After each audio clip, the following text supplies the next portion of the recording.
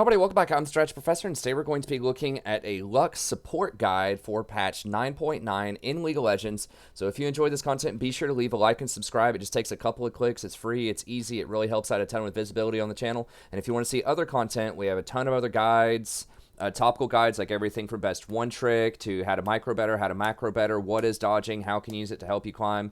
Ton of other stuff there. And then we also stream every night starting around 9:30 p.m. Eastern Standard Time right now on YouTube. Maybe looking at Twitch in the future, we'll see. And we have a wonderful, great community, and I try to be as interactive as possible with the chat to really make it a good experience for you. So come on out, check it out. You'll have a good time. Okay, but let's go ahead and start talking about Lux here. So what's up with Lux in patch 9.9? Has Lux always been strong as a support? Or are there some new developments that have recently happened that have brought her into the limelight? And then how should you actually play her? You know, what should you do in the lane? Which sorts of runes should you get? Which sorts of items should you build? What are your win conditions as Lux? We're going to be going in all of that in this video. And then if you don't have time to watch the whole thing, I'll have timestamps in the description so you can skip around to your favorite parts. And I'll also have a link to this Google Doc in the description so you can kind of use it as a cheat sheet to remind yourself if you want to give her a whirl. Okay, let's start off just talking about her abilities really quick, and just so everyone kind of knows what's going on with her and what distinguishes her from some of the other enchanters and AP mages out there, because she's kind of a hybrid of both, and I think that's what makes her really good in this specific metagame right now. So first of all, she's super squishy. Everybody knows that, but just how squishy might be a little alarming. She only has 19 base armor. When you compare this to someone like Janna, I believe Janna has 28, Sona has 28 to start with, so by far she's going to be one of the squishiest champions in the whole game. Yeah, Janna's going to start off with 500 health and 28 armor and 30 magic resist. Right, and Janna is thought of as a super squishy support. Well, Lux is kind of next level squishy, so you got to be ready for that. She's got a little bit less health. Really, really high base mana, though. I mean, 480 is a very large mana pool. Compared to a lot of other champions. And she has 8 base mana regen. Now, this is important because there are a lot of mages in the mid lane that only have 6 base mana regen, and whenever you're getting Fairy Charms, the amount of mana regen that you get off of Fairy Charms is 25% of your base. So the more base you have, the more value you're going to get out of Fairy Charms. And that's often how Riot will sort of distinguish mid laners from mages, is a lot of the... mid laners from supports, I should say, in terms of AP champions, is champions like Sona, Soraka, Janna. Those are all going to have about 11.5 mana per 5, whereas Lux and some of the other champs will have somewhere between 6 to 8. So she's on the high side for someone who's traditionally thought of as a mid laner, but still not going to be as high as someone like Janna or Sona. It's also important to note that she has 550 attack range. There are some mages out there that have less. So that's kind of just base stats, how she works. Pretty good stuff for a baseline mage. Okay, and then we have her passive. Whenever you mark somebody with one of your spells, you can do a little bit of extra damage if you auto attack. So this means that like your ideal combo would be something along the lines of, you know, bind them with a Q, throw your E at them while it's midair, auto attack them to trigger the Q, ult. Or then activate your E while your ult's charging, and then it'll put one more bind on them. Your ult can also trigger the passive, and then auto attack them after that. So that would give you all 3 procs from your passive, right? But realistically, that's not going to happen all the time. Sometimes it's just too scary to try to walk up and auto attack them at 550 range. Sometimes you just have to say, you know what, I'm just going to Q them and then E them from a distance, and just get some good poke in there without all-inning. But you do want to remember, if you are in, you know, range to land your autos, you should land autos in all-in situations, just so you're triggering that passive.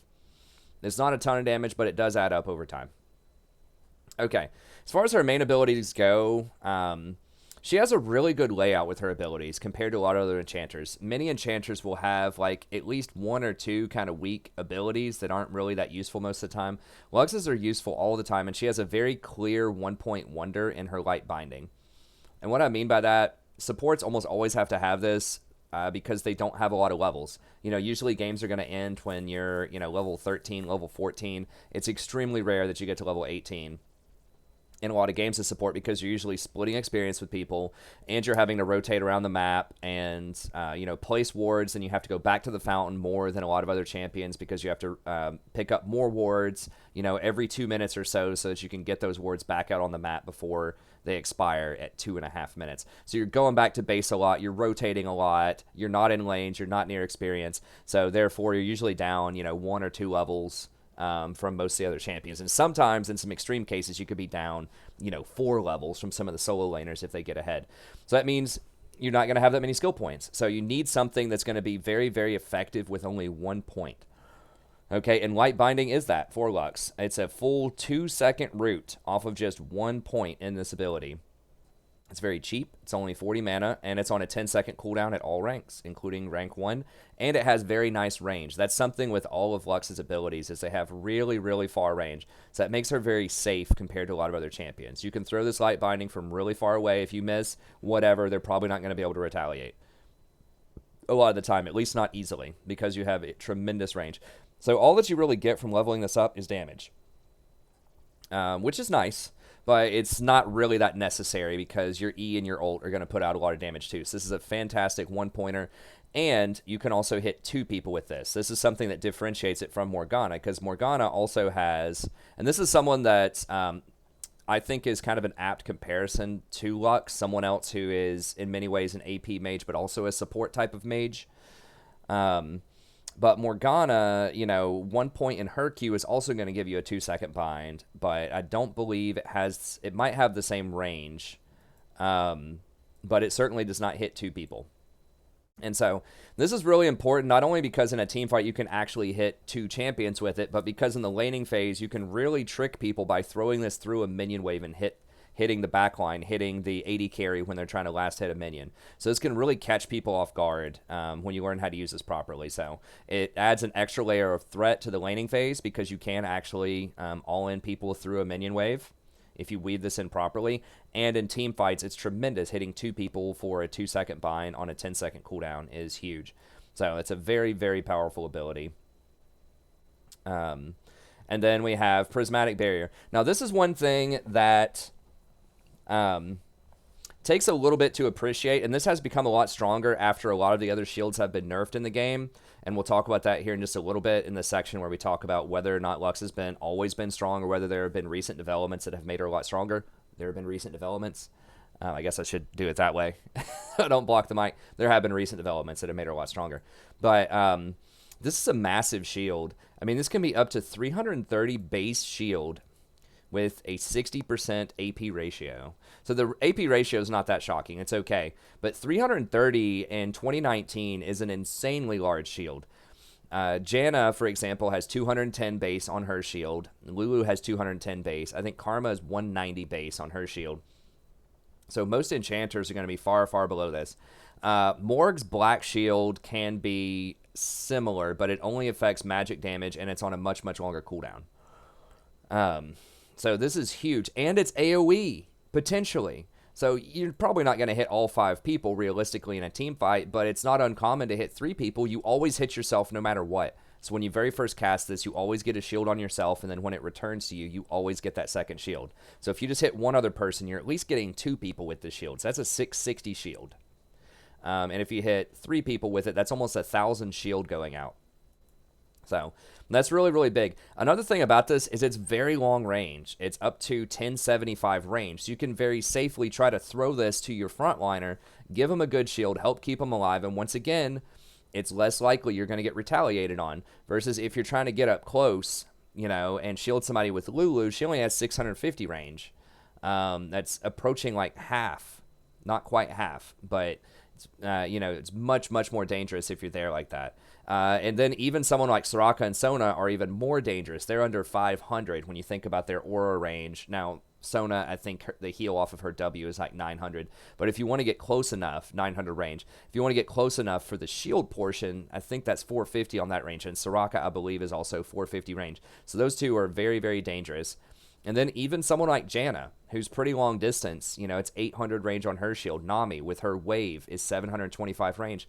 So all of these champions with their heals and their shields are going to be much, much shorter range than Lux is. Now, the drawback here is this is a skill shot. So you have to actually predict and hit it in the right spot, which I think is really cool. I think that's a really good way to balance shields in general, is to have some kind of condition. Either it's a skill shot or you have to do something else to trigger the shield. The kind of era of the point-click shield is very frustrating for a lot of people in the game in general, and it ends up generating a lot of disrespect for enchanters. It's just being this kind of like AFK, super easy role where you just put shields on people, when really it can be a lot more complicated than that. I mean, Janna, for example, stopping people with tornadoes and using your ult at the right time to help your team not screw them over and to hurt the enemy team does take some pretty decent decision making. But Lux, this is very explicit, right? Everything's a skill shot. You have to hit your Qs. If you want to bind people, you have to even hit your shields. You have to hit your E. You have to hit your ult. Everything's a skill shot. So she does take quite a bit of practice to get used to. But also, this is 60 mana at all ranks. This is very, very cheap. When you think about a Janna shield, I think that goes up to like over 100 mana. Lulu's over 100 mana for that shield. So it starts to get very expensive for a lot of champs, but it's very affordable. And the 10-second cooldown is really, really nice as well. So, fantastic ability, heals a lot of people. And just think of like how much more powerful this is. Like, this is 330 base versus 210 base on the Lulu or the Janna shield. It's almost like you come with a free plus 50% healing and shielding off of this, right? But it's even better than that because it scales so much harder. Like, the AP is so much more useful here. The plus healing and shielding is so much more useful because the base is so much more. It also applies to Revitalize. So there are just a ton of reasons why this is very helpful. And they changed this a while ago. I don't know, maybe a couple of seasons ago. But basically, when this goes out the first time, it can stack the second time it comes back in. It does not replace it, it stacks. So you can get the full 330 value out of this. So when she throws it forward, it's going to go forward for about a second or so, and then it's going to come back. And whenever it touches somebody, it stays for that final 3 seconds. So really, this shield can last, 4 to 5 seconds, depending on how far away the person is. So, very, very handy shield. And then you have Lucent Singularity. This is a really good poke tool. This one does get kind of expensive, although it has been reduced over time. We'll talk about that later. But this is good. I mean, it's really long range, 1,000 range. No one's going to be able to answer this. You just get to sit there and fire this on them as much as you want. And this is what makes her different from a lot of other AP supports that are common, like Brand and Zyra, who are also very good, is she outranges them. So she can poke them really easily with Lucent Singularity. She has that all-in potential, outranging them again with her Light's Binding. So she's able to outrange, she's able to poke. And so that makes her really dangerous against those type of champs. So yeah, enchanters, someone like Soraka can heal through some of this poke, but there's really no answer to Lucent Singularity. And the cool thing too, when we talk about trading in lane, is whenever you do this ability, like, you want to spam your Lucent Singularity. It just, until you're going to come close to running out of mana, then you have to chill for a little bit. But you still have your Light Binding in your pocket, so your harassment tool is very good harass. It does apply a slow, so that makes it really easy to land Comet on people. It applies Scorch, it applies Frostfang. So all of that poke really adds up over time. And you still have your all-in your back pocket. So it's really, really handy to have this. And another thing that I'm coming to appreciate more and more as I've been playing a lot of Lux over the past few days or so, is the vision this gives. This gives a lot of vision in an area. It's a radius of, I think, 310. Now, I'm not sure if that's the vision or the damage radius, because I feel like the vision is much further than that. But it certainly is the damage ratio. But the big thing about this is the 1,000 range on this means this is very easy to just scout bushes with. It's so much further than just trying to place a ward in a bush. So if you're not sure, if you're trying to check to see if an enemy's in a bush, you can just throw a Lucent Singularity in there. It'll let you know. We'll talk about this later, but there might be some times where you don't have enough wards, right? Like this came up earlier tonight, and this comes up a lot, where, we're warding, we're trying to get vision around Baron or whatever. I've got a control ward here. We're on blue side. I've got, a ward here and a ward over here. We're trying to get vision of Baron. We're posturing. We push up mid, but then we notice, oh, Dragon's coming up here in about 10 seconds as well. We have priority on the lane. I think we can go get Dragon safely, and they won't be able to trade Baron. So then we rotate over here, and all of a sudden, I just have one ward left because I still want these two here to help out with Baron vision. So I place my one ward here, and we know they're like potentially in this area. So like, because they want dragon as well, but then I don't have an extra ward. So what do? It's like, well, I can just drop an E right here on Lux and it'll watch it for 5 seconds. So when we're trying to do the Baron here, I can just have this floating right here. No one's going to walk through that also because they don't want to take the damage. But it gives you that vision, which is really nice. Another dangerous thing, as you'll know if you play support, is trying to clear out control wards, right? Because you never know if someone's going to be there or not. So maybe you spot a control ward in this bush that's blocking out your normal ward. You want to try to clear it, but you're not sure if someone's waiting in the bush to kill you or if they're waiting like right here to try to kill you. So you just drop an E in this bush, get vision of it, and clear out the control ward, right? Same thing with the infamous tri-bush down here. If you want to try to clear this out, every support's going to know this is super dangerous to try to walk up, drop a normal ward here, and clear this because you're not going to have any vision of this area. But now you can just drop an E in here. It's going to give you full vision of the area even while you clear out the control ward. So because the E is not considered a ward, obviously it doesn't get locked out by control ward vision. And so that gives you really good domination of the vision game because you can more safely clear it out than other people. And it allows you to add more forward wards. So for example, if you're like right here and you're a support, traditionally you would have to ward here, make sure nobody's there. You might also have to ward here, make sure nobody's there, or like drop some skill shots in there. You might even have to ward over here to check this, and then eventually once you get all of this secure, you might be able to come over here and drop a ward here. But in the meantime, you've had to drop, at least one, maybe even 2 wards over here. So now you don't have any wards left, right? So you just have to deal with this one vision here. Then you have redundant vision here. But with Lux, you can use your E, scout this out, say, okay, nobody's there. You could even use your E on this bush, Q on this bush. All right, nobody's there. Okay, cool. I can put my ward here. Now you still have 2 wards left.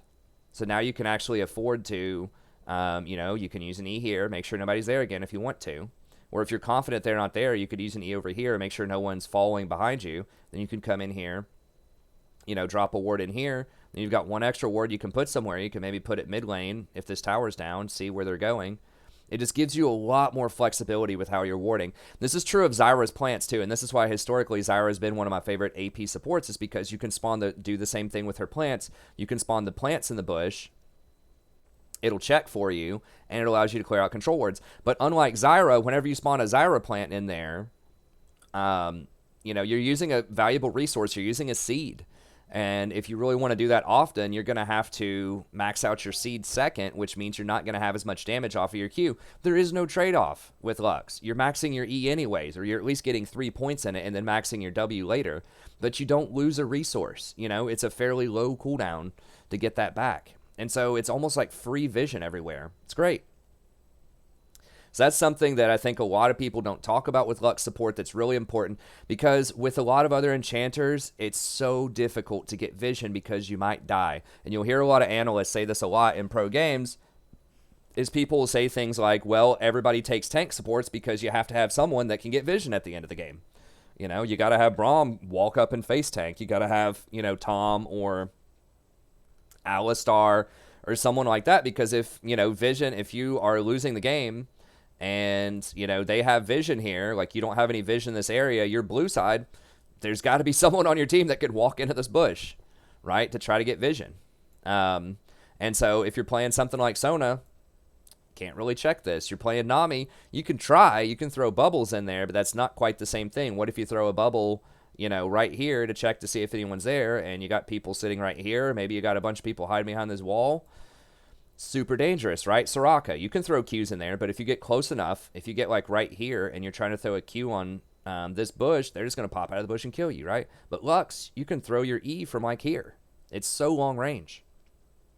So I think that gives her a real edge over a lot of other enchanters in the late game vision war. Also, she will kill you if you try to go get vision on her because of her Q, right? So if you have vision here, if you have a ward here, you have a ward here, and you're the person that's hanging out right here while your team's, either baiting or actually doing Baron, you see this Lulu coming up right here trying to look, you just bind her, full combo her over this. She's either dead or she's really low and has to run away. So that's really the nice thing about Lux, is she's good at thwarting the enemy vision. She's good sort of defensively at getting down vision and being safe about it, and she's good offensively at punishing people who don't respect vision. So she's one of the few champions that can do that really comfortably outside of something like Zyra. So a lot of people just think, oh, it's good poke, that's good. It's like, no, it's good poke, but it also can be an extra ward if you don't have an extra ward, and it really helps you dominate the vision game. So tremendously powerful ability right there.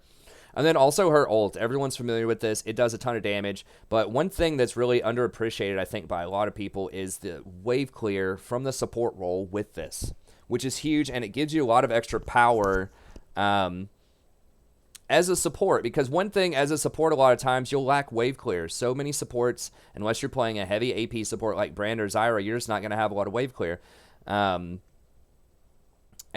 Or you have to use resources. Once again, if you're Zyra, you really want to wave clear, you're going to have to drop some plants. Your Brand, it's going to take a lot of your mana to wave clear a bunch of stuff. This is almost instantaneous. You just final spark a wave, it's going to kill the backline. You just drop an E on the melee minions, auto attack the cannon a couple of times, and you're going to clear it with your E later on. So it's almost instant wave clear. And you might say, well, why does this matter? You don't want to CS as support. That's true.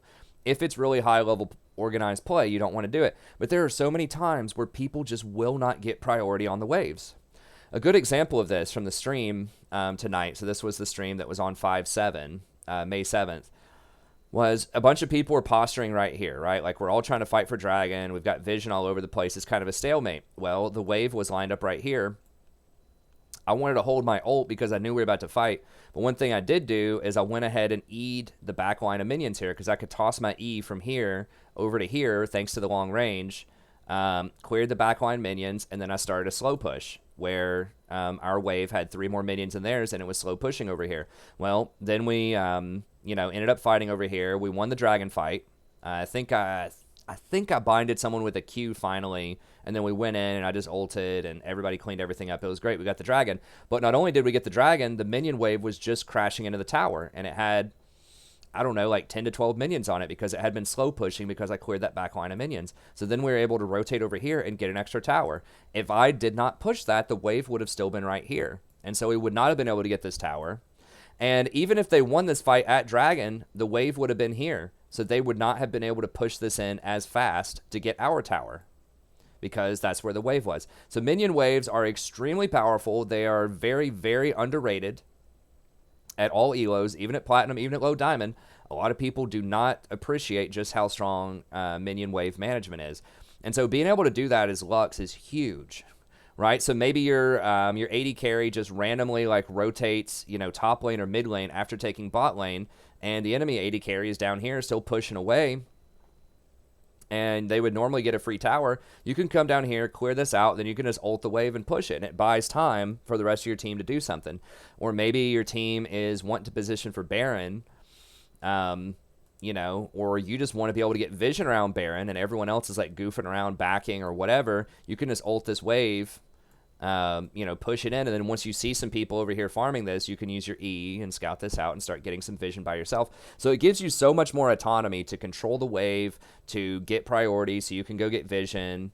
You can do this at Dragon as well. Maybe first tower's down, y'all want to go get Dragon, wave's right here, your AD carry and everyone's positioning right here. Just, you can ult the wave, E the wave, push it in.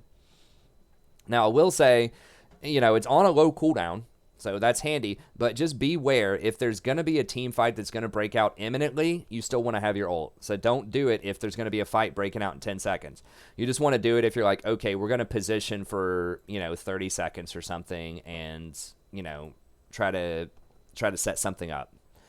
Okay, so that's just something that's in the cards. She has pretty good wave clear with her Lucent Singularity anyways, but the final spark is just instant. Or maybe a bunch of your team dies and you're the one survivor, or maybe there's just 1 or 2 people surviving and they're trying to push it down middle and get some more towers. That ult will buy you 30 seconds for your team to respawn and come help you out a lot of times. So it's very, very handy. Hey, thanks for the sub, Tammy. I appreciate it.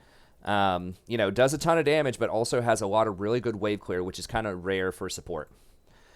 Okay, so she's great for all of these reasons. 2-second double bind, 1175 range, excellent 1-point wonder. W is a massive AoE shield, great range, awesome cooldown and mana cost.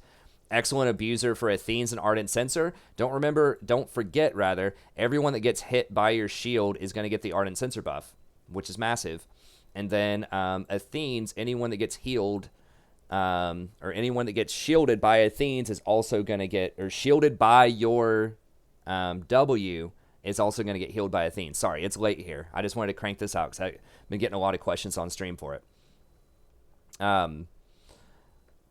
And so that allows her to have really, really good itemization, which we'll talk about here in just a second. And then the R, very high base damage, obviously. Great for roaming and sniping as well. You can easily contribute to mid lane fights, jungle fights, anything that's going on. If you get proficient with that R, you can hit people from almost halfway across the map with it. So it's very useful. On a low CD, if you miss it, it's not a huge deal. You can wave clear with it. And great AoE in team fights. Okay, so what's up? What are some specific things she brings to the table? I've mentioned a lot of them, but I'll just reiterate this really quickly, and then we'll talk about why Lux support is good right now in this metagame, and then runes, items, and how to win.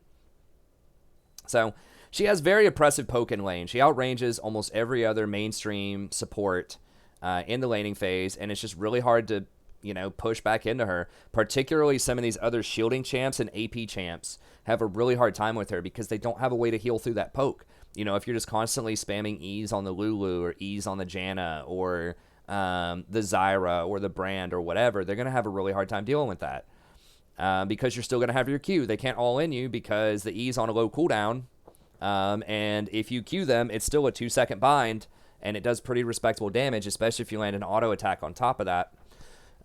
It's just really threatening. So you just get to sit there and just spam E's on them. You can also use that E, ideally, if they're standing in the middle of a minion wave, right? So if the wave is like right in the middle here, you can throw that E right here and try to hit the AD carry when they're last hitting, and you hit that back line. So that'll give you even more push potential right there. And because you can stay so far back, I mean, you can chuck E's from like here and potentially hit people under tower. And then if the jungler shows up, you're still in a decent position to maybe get away.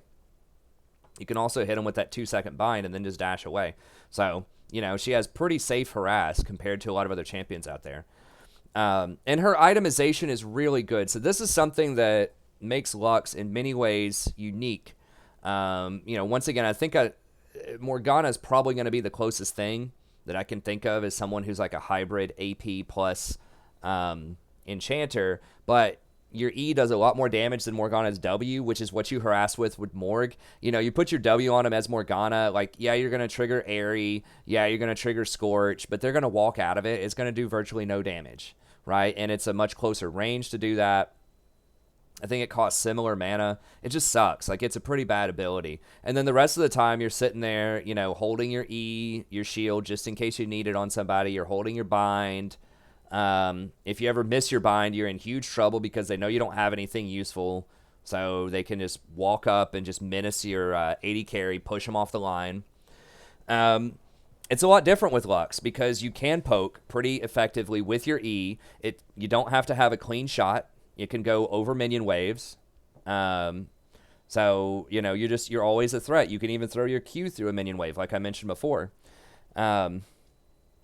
And the fact that her shield gives so much shielding and that it has such good scaling with plus healing and shielding means that you can actually get things like Athene's and Ardent Sensor very comfortably.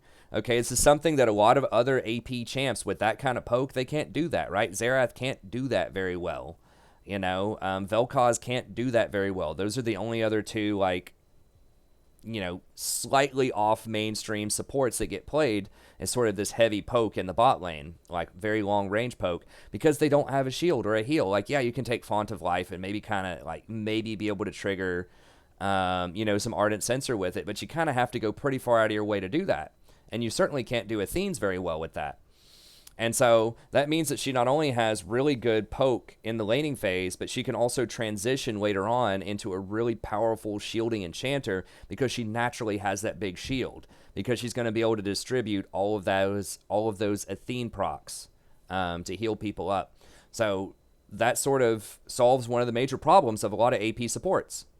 If you think about like Zyra and Brand, they're great if you're ahead, right? But if you fall behind and that Sona or that Soraka ends up getting 2 enchanter items, if they end up getting Redemption and Ardent Sensor, or Athene's and Redemption, something like that, you're really far behind because those items are so cost efficient. I've talked about this over and over again in a lot of videos. Ardent Sensor is usually somewhere in the neighborhood of 200 to 300% cost efficient.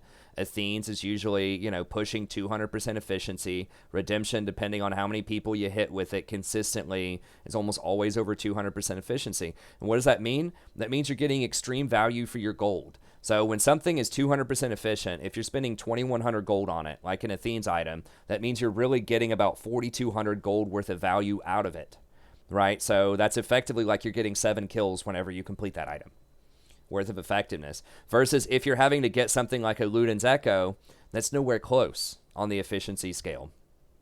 Luden's Echo is going to be, I don't know, 100, maybe 120% efficiency. It's also way, way more expensive. Rabadon's Death Cap. Why am I blanking out on this? Ginsu. Oh, there we go. Luden's Echo. So it's way more expensive. It's 3,200 gold. Yeah, it's only about 100% efficiency. Now, it depends on, how much you're valuing this on hit, which is nice and everything like that. But it's not going to be anywhere close to 200% efficiency. Okay, and I think this is one of the major technologies. We'll talk about this with itemization a little bit more in a second, is that you can actually get these cheaper items as Lux. You can get the 2,100 Athenes. You can get the 2,300 Ardent Sensor and still be very effective, have a lot of poke, have a lot of kill pressure early, but then scale later on into the game to keep up with enchanters. So it's a lot less risky because you don't have to be really far ahead early. You have lots of ways to get back into the game if your team falls behind. That's not true with Zyra or Brand. If you fall behind and you're having to back every time, like you're waiting on that blasting wand, to try to complete your work your way towards the end of Leandri's, and you keep having to back with 600 gold because your 80 carry dies or your team's just not doing anything and your wards are timing out and you have to go back for wards and you're just sitting there on 600 gold. It sucks. It really sucks having to, back and not buy anything with 600 gold because you really need Blasting Wand or you really need to complete your Leandri's for 750 gold. When you're buying stuff like Athene's, you always have something you can buy. It's like, oh, I can get an Amp Tome on this back, or oh, I can get a couple of Fairy Charms, or oh, I can, complete my Chalice of Harmony, or oh, I can go ahead and complete the whole Athene's for 400 gold. The whole thing is very modular. And you have lots of pieces that are very easy to afford no matter how the game state is. You're behind, you don't have a lot of gold, no problem. Grab a couple of Fairy Charms, Control Ward, you're good to go for another 2.5 minutes. You're really far ahead, okay, you can complete an entire piece of an item. You can complete that Forbidden Idol. You can complete that Aether Wisp working towards Ardent Sensor. So it's a lot better and smoother curve for itemization in all sorts of different game states. So that's something that's very different from a lot of other champs with that kind of poke, with that kind of AP kill threat, to also have that kind of itemization, that kind of utility later on. It's very, very different. And I think that has been a really good new sort of build path that's been coming out over the past few patches. Excellent vision control. We talked about that. Baron control, sieging. You're great at defending Baron. You're great at killing people when you're trying to bait Baron. You're really good at sieging. If your team has Baron or one person on the enemy team's dead, you're trying to siege a tower down. You can throw those E's to try to slow people down, zone people off of the tower. Because they're not going to walk into that. If you throw an E on a tower like that, your team's trying to siege this tier 2 or whatever, and you just drop your E like in this zone, they're just going to back off the tower. They're scared. And you're just going to keep getting hits on this tower. Or you can actually just use it to poke if you want, and then you can just throw your Q in there. It's just such a huge threat all the time. And if anyone else lands any kind of CC, right? Like if your Xerath stuns somebody, if your Varus ults somebody, if your Ashe ults somebody, if anybody hits anybody with CC, you're ready to follow up with your ult and your E. So she's just a huge threat on Siege, huge threat on Baron. She's just always a threat in like every situation. And then you have great pick potential, so you can assassinate people, you can kill people, but you can also help your hyper carry scale because you're going to get Ardent Sensor, right? So it doesn't matter if you have a hyper scaler, you got your Kaisa, your Vayne, or whatever, you still have Ardent Sensor. You got them covered.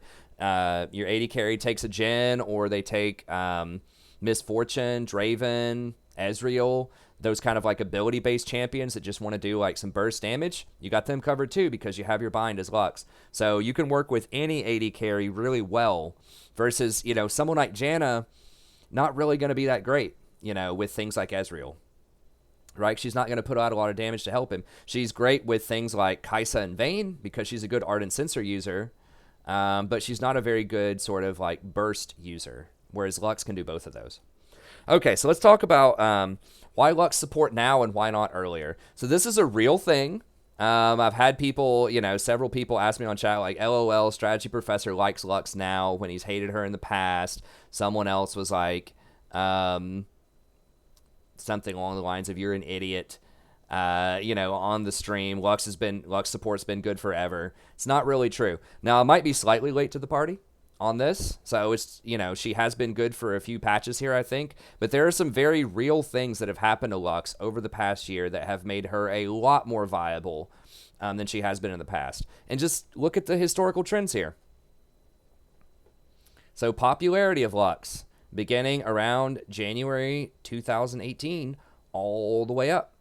The popularity's gone up. The win rate, starting around probably March, zip. It was for years and years and years. She was a 45% to 50% champ with a couple of spikes every now and then. But by and large, she was between these two lines, right? Versus now, starting around, I don't know, April or something of season 8 up till now, she's been steadily climbing up in terms of win rate. So she's become more popular, astronomically more popular over the last little bit, and then she's been trending higher. So what's behind this? There are real things that happen. It's not just sentiment. Some of it's sentiment, but some of it are legitimate real changes. So like this, for example, spike in popularity, this was because of the Dark Harvest meta in the preseason, where Dark Harvest was really strong. It was great on poke supports, and that's when champions like Xerath, Vel'Koz, Zyra, and Lux were all very strong. Dark Harvest got nerfed into the dirt. Well, not into the dirt, but way, way worse than it was. She falls off hard. And now she's been climbing back up again because of some of these other changes that we're going to talk about. So this is actually a real thing. There's a lot of historical trends here that go with this. It's not just sentiment. It is some, but these are real things that have happened. So what is this? What has happened? What has made her a lot better over time? Okay, well, there were some very significant buffs to Lux on patch 8.8. So that's about the time where you started to see that rise in win rate, about a 6% rise in win rate. So if we go down through here, this is 8.9. There have been a couple of changes, along the way, but not that much. As far as like direct Lux herself, not metagame type of stuff. But back in 8.9, they gave her a lot of changes. The base damage on her light binding went up at level 1. So once again, you're only going to get 1 point in this. So that's great. It went up 20 damage, which is huge early on. Cooldown is 10 seconds. You only put 1 point in this. So that's a free 3 seconds off of this. And the mana cost was reduced down to 40 from 50. So this solidified the Q as a very, very good single point thing. So that's very big deal. That's 3 buffs to it. Prismatic Barrier. So the wand always shields twice. You used to have to hit 2 people. You used to have to hit 1 other person to get the double shield. Now this gives you a ton of extra survivability as Lux, because even if no one else is around, you can always get the double shield on yourself. And it shields you immediately. There's no more quarter-second cast time on it. So that's pretty great. Now they made it a bit harder to hit Lucent Singularity. Okay, so the missile speed is reduced a little bit. The radius was reduced. Okay, but they also reduced the mana cost a lot, right? So they reduced it down 20 mana. And this is typically what you'll max first, although sometimes you max your W. You'll get 3 points of this and then max your W, depending on how the game's going. But either way, you're going to have a lot of points in this. So the mana cost reduction is a big deal. And then you also get cooldown reduction, which is huge because now you can use it to scout. And you're going to have less of a window of vulnerability where people can engage on you and punish you for using this to scout. These are all massive buffs. I mean, you had like 2 minor nerfs. And then 1, 2, 3, 4, 5, 6, 7 buffs. And, they changed some of this stuff. Gave her 100 extra base mana early on. So that's a very big deal. That means that you can use even more ease early on. Okay. Just think about like mana per 5, right? So she has 8 mana per 5. Someone like Janna is going to have like 12 mana per 5. So that's a difference of 4 mana per 5, right? And so that's going to happen 12 times. So 12 times 4 is 48 mana, right? So that means that over the course of a minute, Janna's going to generate 48 more mana than Lux. Well, she starts off with 100 more base mana, so that means for the first 2 minutes, she's actually going to have more mana, even though she has less mana regen. So that extra 100 mana is a very big deal early on, particularly before you can get Fairy Charms. Now, the cooldown on her Final Spark, so you get even more cooldown reduction, especially at early ranks, 30%. That's even more ults. That's great.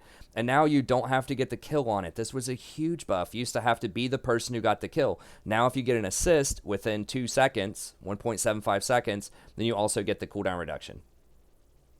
So that's a very big deal. Then they made some other changes, earlier on in her, around like 7:15 and stuff like that. That's pretty far in the past. But the trend has been since Season 7 onward, hitting an ally with this, going out, doubles the shield granted when coming back. So that was a huge buff. Huge buff.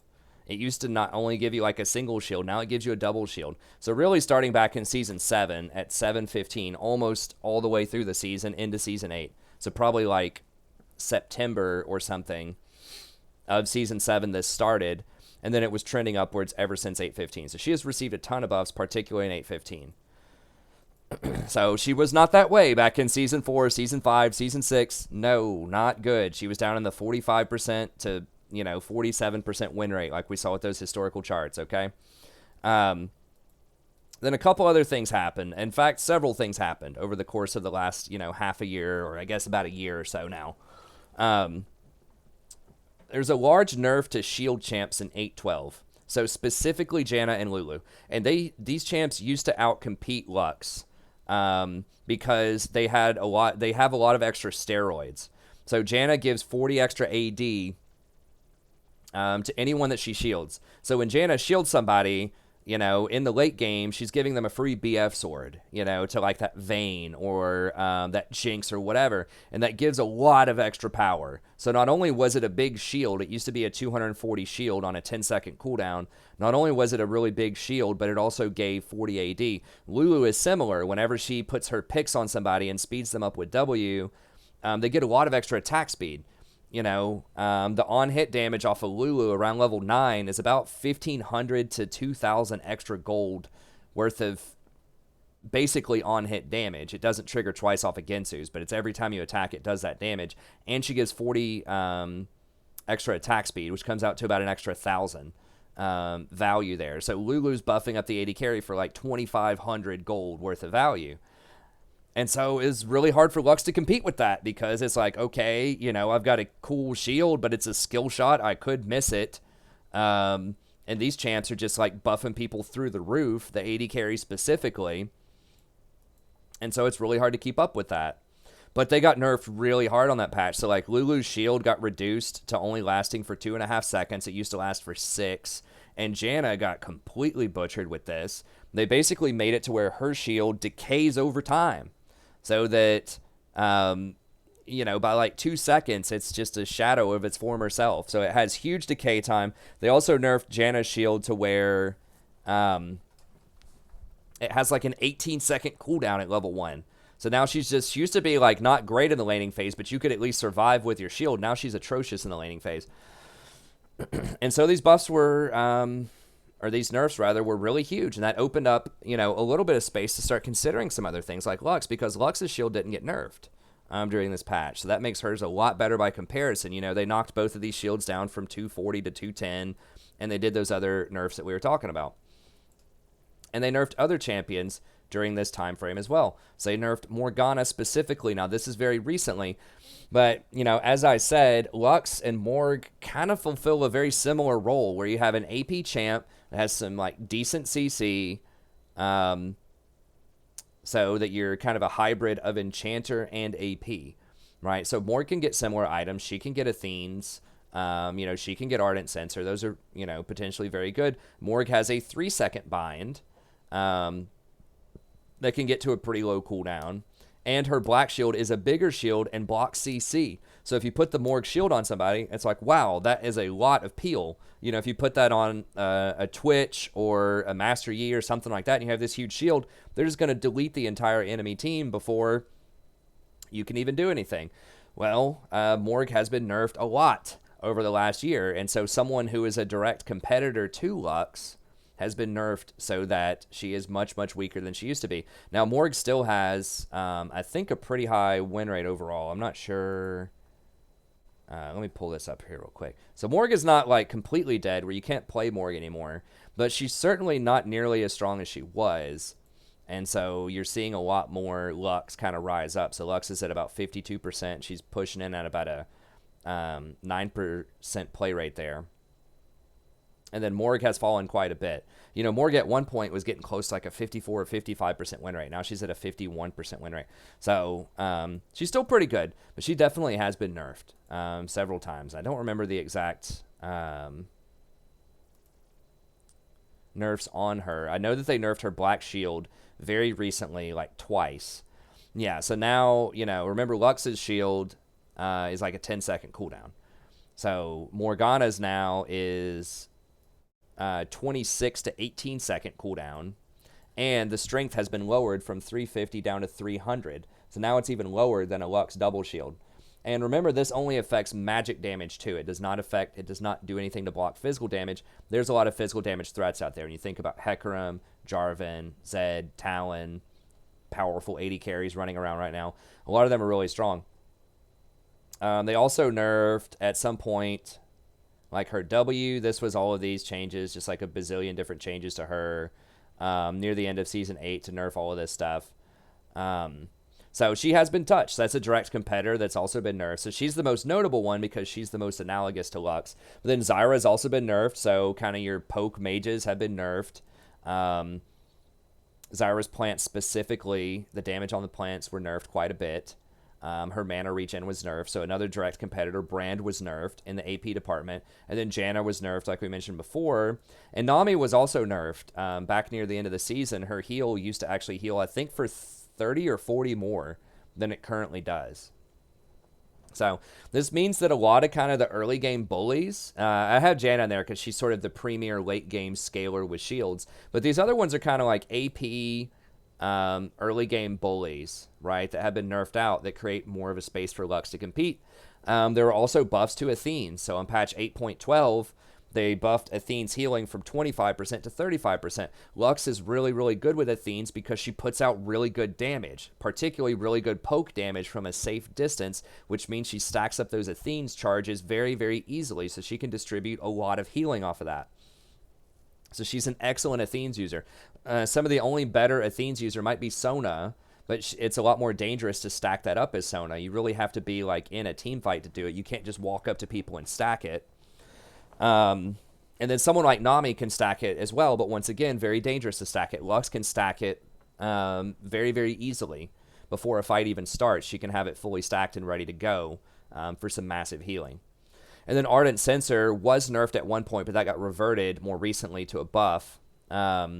So Ardent Sensor is starting to come back into the meta again. And we're seeing more of these Ginsu users, attack speed users, on-hit users, all of this stuff. So Ardent Sensor is definitely back into the meta.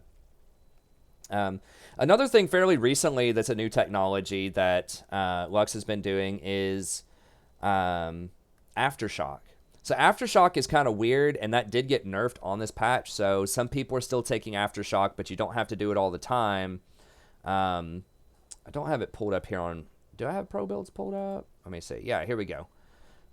So pros are actually doing this now. It's 57%. And this historically, once again, was nowhere near that. Lux was seen as just kind of like a troll pick for a long time.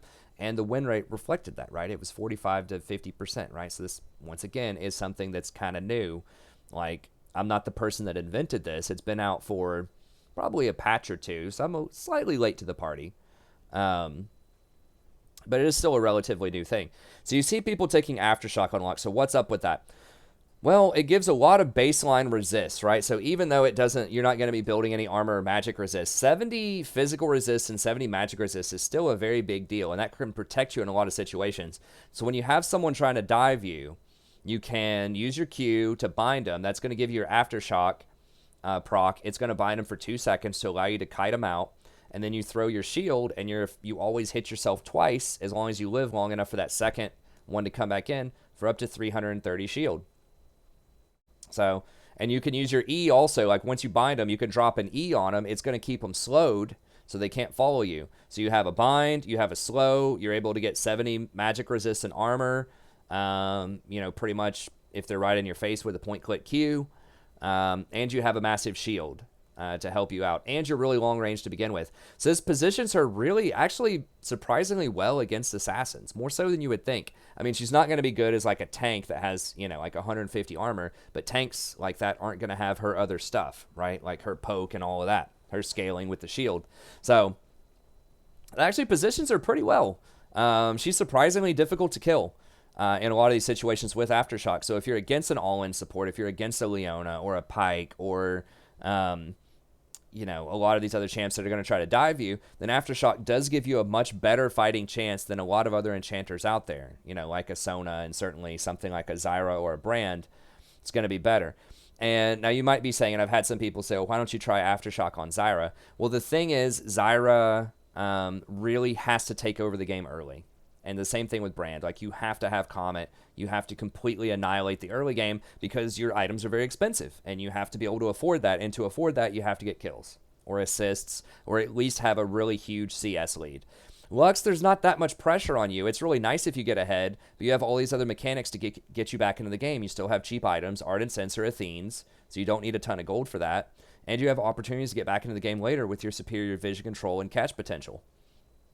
So you can comfortably go Aftershock, and you're not giving up that much. Yes, you're giving up some lane pressure, but you still can scale and perform well later on to the game because you're not on the clock. You don't have to pressure as much early as some of these other AP supports.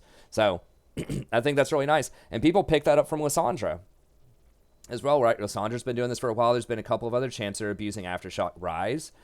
It's like, okay, well, yeah, you're losing out on some damage. You don't have Comet or you don't have Phase Rush if you're Rise or whatever. But you know what? If you just survive, you have so much extra utility. With Lissandra, for a while there, she had so much base damage. She had so much CC. You just didn't need Comet. With Rise, you have so much late game scaling anyways.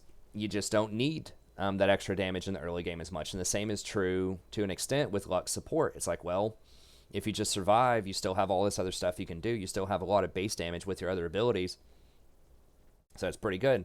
So that makes her a little bit more, that makes her surprisingly resilient against a bunch of dive champions.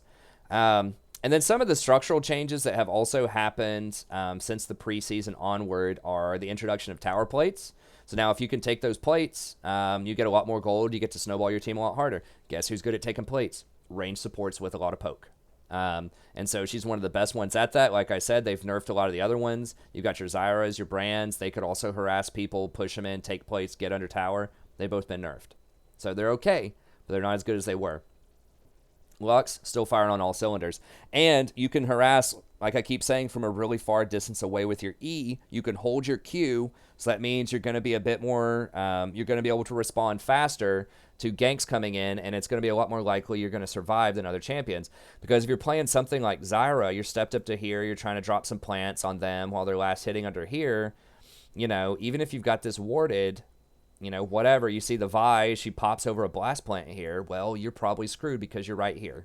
So even if you flash, they're probably still going to run you down and kill you, potentially. Whereas with Lux, you can be comfortably like right here and throw some E's in here. So that way, if Vi comes, flying over this, you're standing right here, it's like, oh, there's Vi, okay. You start backing up, throw a Q, you can bind her, or you can force her to flash. And if she's flashing, you can flash and get out of there as well. And then at least you're trading flash for flash. You're not losing that much there. So that just makes her a lot safer because she can harass from so much further back. And she pushes really well with her ult, but also with her E. So you can get priority, get scuttle crabs, which are very powerful. But then you can also take tower plates really easily. And if you poke them out of lane, if you land enough poke, they might have to take a bad back if they're really low. You're going to be able to pick up a couple of plates. So the introduction of tower plates really favors high-pressure supports, but high-pressure supports can also die to ganks. So she is a bit safer there. Now, the scuttle nerf is also really big, and this just happened on this patch. So before this patch, really a lot of it had been, a lot of the jungle has been dominated by early game level 2 ganks. So you'd have someone like Jarvan come in, do red, do scuttle, come in, gank you while you're still level 1. Or do red, come in, gank you while you're level 1, blow some flashes, get scuttle, and just barely waste any time at all, go do his clear, and then come back a couple minutes later and kill you. Right? So you would just constantly be camped over and over again. And you could get bullied out by early tanks, level 1, level 2 with Relic Shield. They could very easily push in early game, get priority. So if you didn't have Relic Shield, you were in big trouble. So if the enemy team has like Leona Draven, they push in, get priority, hit level 2. You're pushed back, as your Lux, Ezreal or something like that. And there's nothing you can do at that point. And then your team gets full control over this scuttle. Right? So if your jungler tries to go contest this, he's going to die. If he doesn't contest it, the enemy jungler is going to be ahead. So you really, really wanted to play something that was like, ideally like a hard engage, type of champ. That was a tank support that could get Relic Shield, push, and go get the scuttle. Well, now scuttle comes up a lot later. So now if they want to come down and try to level 2 gank you, they're losing out.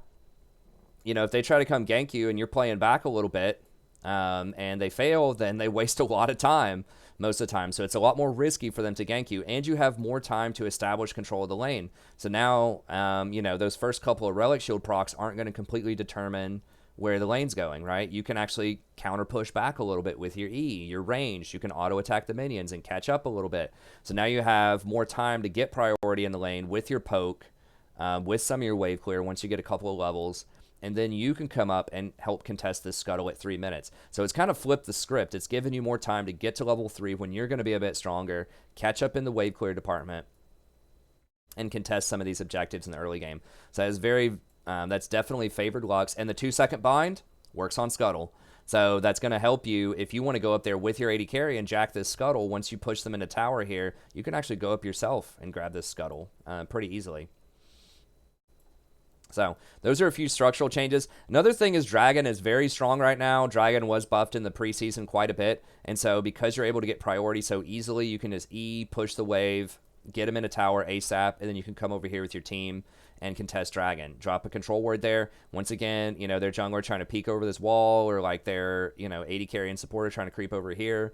You have your Q to go down there and punish them, to land some binds and potentially kill some people. So she's so great. She's so threatening with vision around objectives, because that bind is just very, very scary. Zone people out with her E as well. So these things are all great for her. The later scuttle, the stronger dragons, the tower plates, all of these give a lot of credence to high pressure supports, and she's one of the safest and one of the deadliest ones out there. So that's been something that has changed in the last half a season or so. It's been very very nice for her. There's also been a lot of nerfs to engage support. So you think about things like Rakan, Alistar, Thresh. All these champions have been nerfed quite a bit. And so it's harder to get on her. Now, Nautilus is very popular right now, and Nautilus is pretty good, into her. But you can still play far enough back to where he's not going to be able to R you most of the time.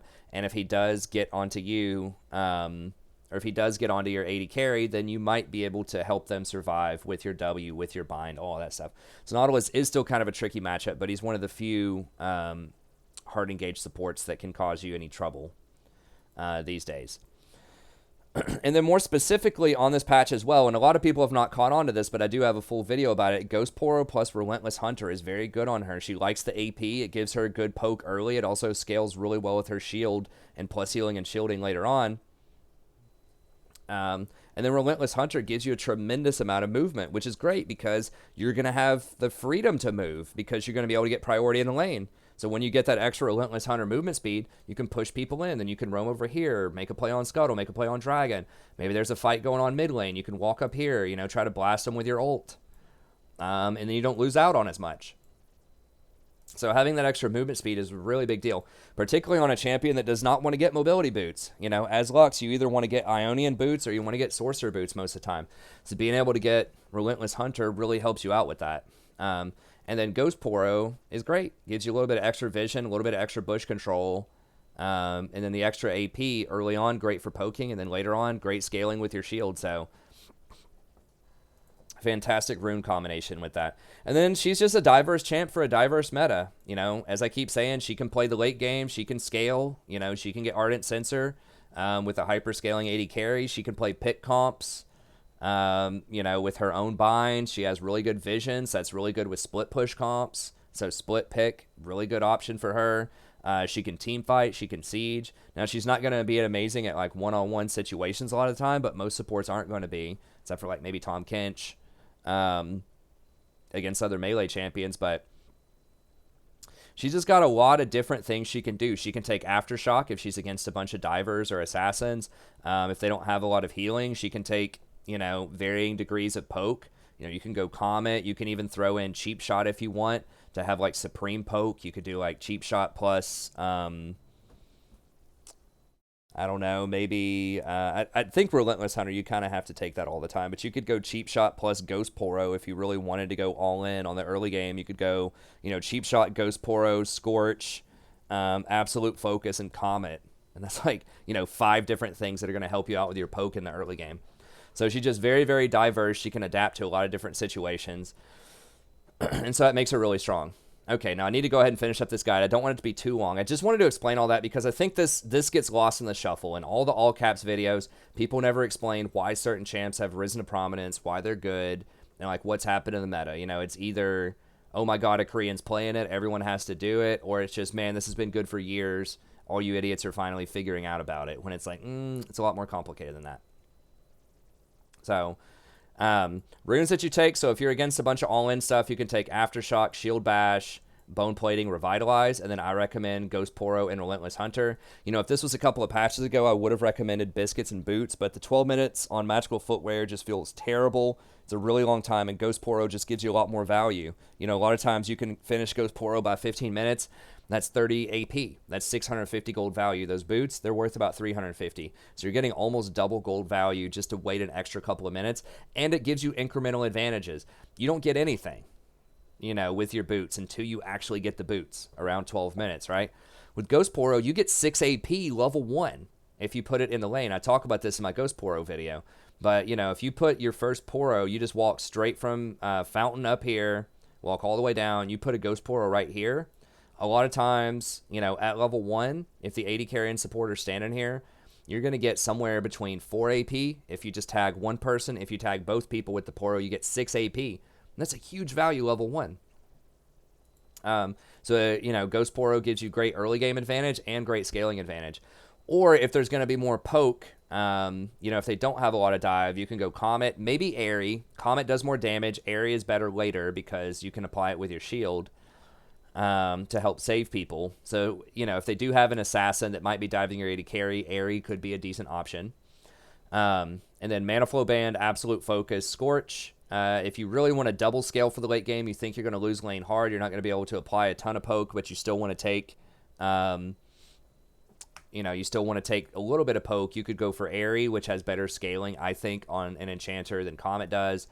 And then you can also take Gathering Storm here. So Gathering Storm plus Ghost Poro at 30 minutes in the game, I believe gives you 54... at 20 minutes in the game gives you 54 AP. That's a lot. That's over 1,000 gold worth of value from 2 secondary runes. At 30 minutes in the game, I think it gives you 78 AP, which is like 1,500 gold value. So that's just crazy, crazy amounts of gold off of secondary runes that aren't even keystones.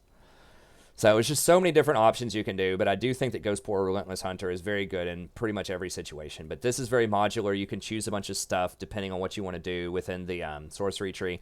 Over here, this is pretty set in stone. If you're against someone else that you think is going to poke you a lot, you can do Second Wind, although once again, you outrange almost everybody, so you really shouldn't be getting poked that much.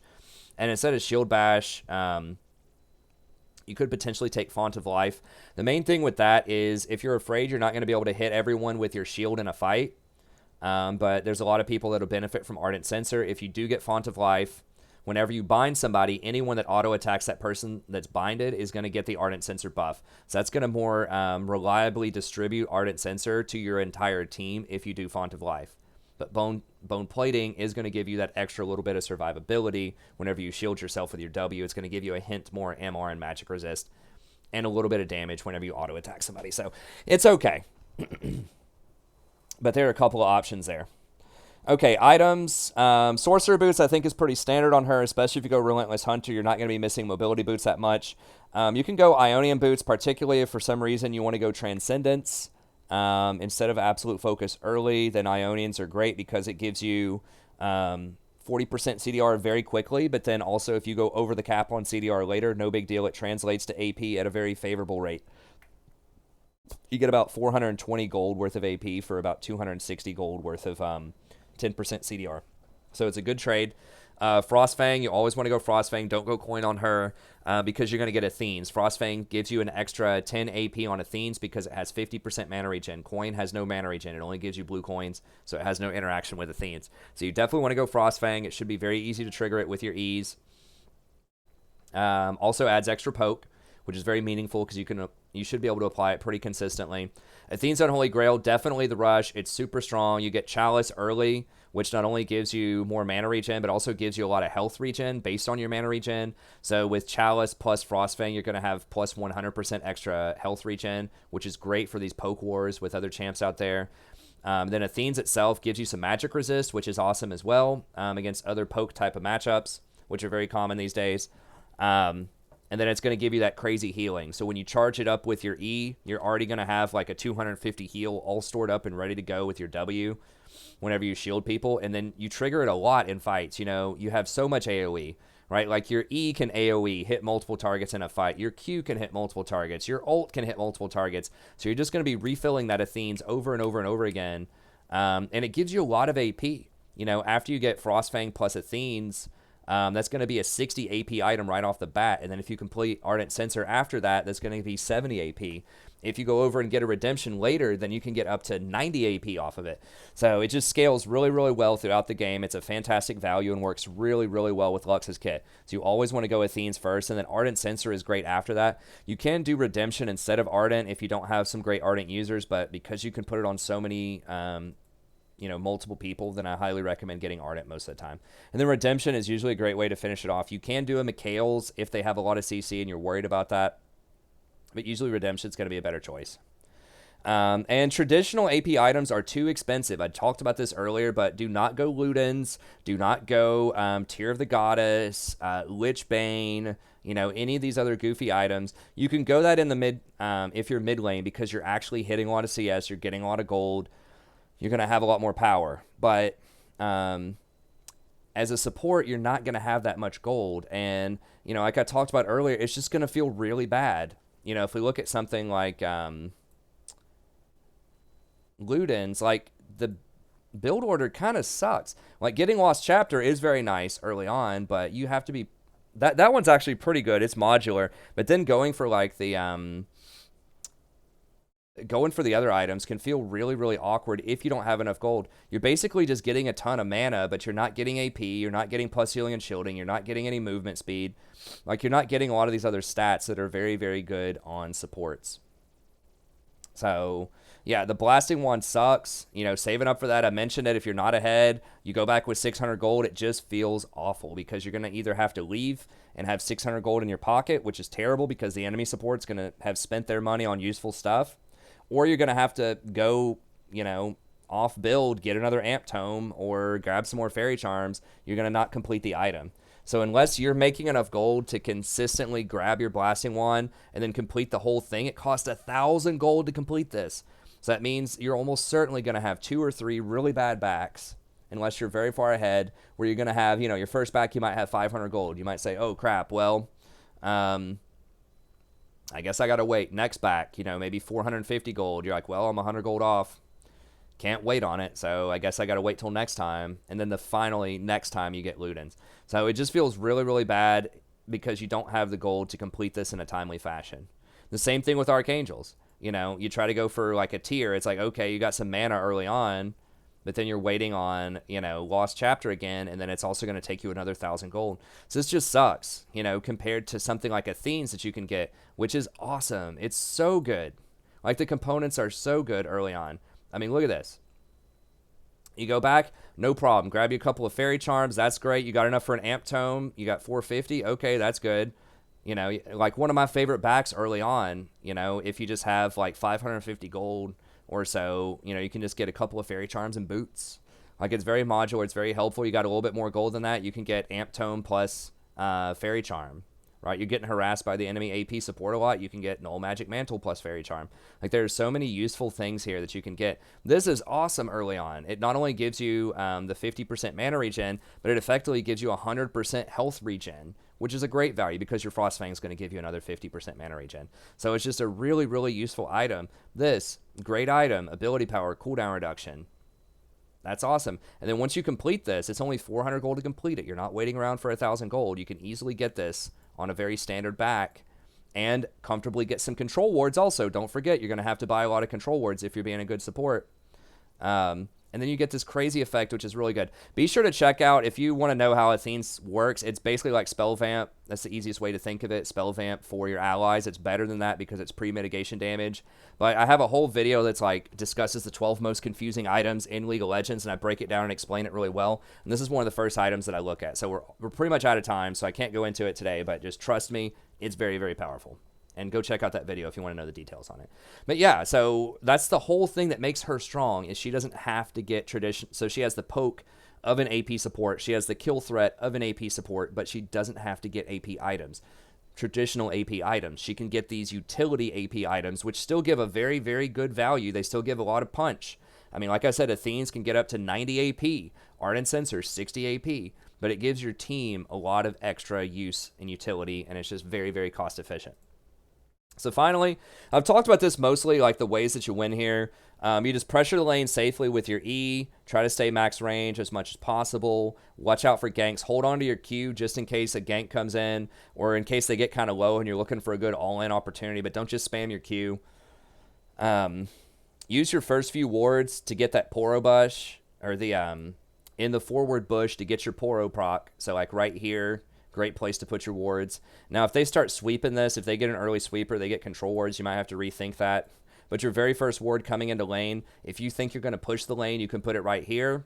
If you think they're going to push you in, you could put it right here. If you're not sure, you can put it in the middle. So where you ideally want to be is, you know, once the first wave finishes, where do you think they're going to be standing? Are they going to be standing here, pushed back a little bit? Are they going to be up here, forward a little bit? The better you can predict this, the more likely it is you're going to get 6 AP instead of 4 AP early. So try to do that. Try to power up your Poro. Push for Scuttles and Dragons. We talked about that. You can very easily get priority and shove with Lux. So that's very handy. They're also a lot of times really scared to chase you. You can use this to your advantage to bait. If you constantly have them pushed in, you have a control ward in this bush, you disappear out of sight. You might be going for Scuttle. You might be going for Dragon. If you have a ward right here, if they try to get queued and walk over here and ward this bush, you can hit them with a Q and just combo them right here. Or they try to come over here and check to see if you're doing Dragon, you can hit them with a Q here. So you can very easily just keep going out of sight, just walking over here. Maybe they think they can engage on your 80 carry right here, and then boom, you just hit them with stuff out of the bush. So you get a control ward right here, and you just get, a ward here and a ward here. Make sure the jungler doesn't come at you. You can very easily play so many mind games with them, taking stuff or just baiting them, here or here. Just a lot of stuff you can do there. So get priority, try to do something with it. It allows you to make some proactive plays. Look for roaming ults. Your ult's on a pretty low cooldown. You still have quite a bit of threat even without your ult in a lot of situations. So, if you see there's going to be a fight, your jungler's positioning mid lane, it's about to go down, there's going to be a huge fight over here. If you can get priority, try to walk up here to this river, wait for them to use some CC if you can, and then just Lux ult it. Or just wait until their 80 carries like limping away or trying to back right here and Lux ult them. Or maybe your jungler is, getting invaded over here or whatever. You can always rotate back, shoot them here. Or maybe your jungler is fighting over blue with their jungler right here. Or if you want to get real cheeky and you have this warded, you can wait until their jungler is, trying to do blue buff. If you think they're not going to have smite, or you can catch them off guard, you can try to ult the blue buff. So there's a bunch of cute stuff you can do with that ult. Don't forget, you can push with your ult. Just make sure you're not going to fight for the next 30 seconds or so, but that's really good to get pressure, so you can apply vision, so you can rotate. Super helpful. Use E on those side waves while you're trying to pressure for objectives. So like I was talking about before, your team's trying to position here for Dragon, trying to fight that. Just step over here for a second if you can. Throw in E. See if you can clear some of that. Or maybe your team is like over here trying to position for Baron or whatever. The wave's right here. You can throw it here. teams chilling right here, like the enemy team's like right here trying to zone you off a Baron. You've got all of this warded. Whatever, just come down here, you know, drop some wave clear. Don't ult this, but like E the wave. So that you get extra pressure, so that's helpful. And then Baron baiting is huge with Lux because you can establish vision so easily with your E, and you're so deadly if you hit him with a Q out of the fog of war. So those are the main ways you can win as Lux. She can be very proactive. She can make a lot of her own plays, just like a lot of other AP supports, but she also scales like a lot of utility supports. Anyways, that's going to be it. Thank you very much. If you enjoyed the guide, please be sure to like and subscribe. It helps out a ton with visibility on the channel. If you would like to sponsor a guide, you have a champion you would like to have an in-depth guide for, just email me at thestrategyprofessor@gmail.com. It's just $30. I'll make a guide over anything of your choice. There'll be a ton of other guides. I'll have a playlist in the description if you want to watch more of those. If you want to check out some Lux in action, I have been streaming her a lot lately. So I stream most nights starting around 9:30 p.m. Eastern Standard Time. We'd love to have you come out. It's a wonderful, friendly, very chill community. And then if you don't have time to watch it live, you can always watch the replay of the stream. Lately, I'm trying to go back through and add in timestamps so you can see when each game starts and which champion that I play. So if you only have time to watch 1 or 2 games and you want to try to find Lux or some other champion that you might be looking for, then you can check that out. And you can also search on the channel itself. You can just do like search videos, and if you want to see something like Lux, you just click that in there, and then it'll show up, you know, there's a Lux guide for Season 8 there that I did, but now this is a new one for Season 9, but you could also see, oh, on 5.7 and 5.6, there's probably some Lux games because it'll show up as that in the description where the timestamps are. And so that makes it searchable, so you can go find that. Or if you want to find some Leona games or some Rakan games or whatever, you can do the same thing, search it, and it'll show up because I'll have it in the description for you. But yeah, that's going to be it. Thank you very much. Have a good day. Hope to see y'all on the stream and checking out some of the rest of the content. Leave me some comments. If you let me know what you think about Lux, or if there's something I forgot that you think should be mentioned, let me know, and we'll see everybody next time. Have a great day.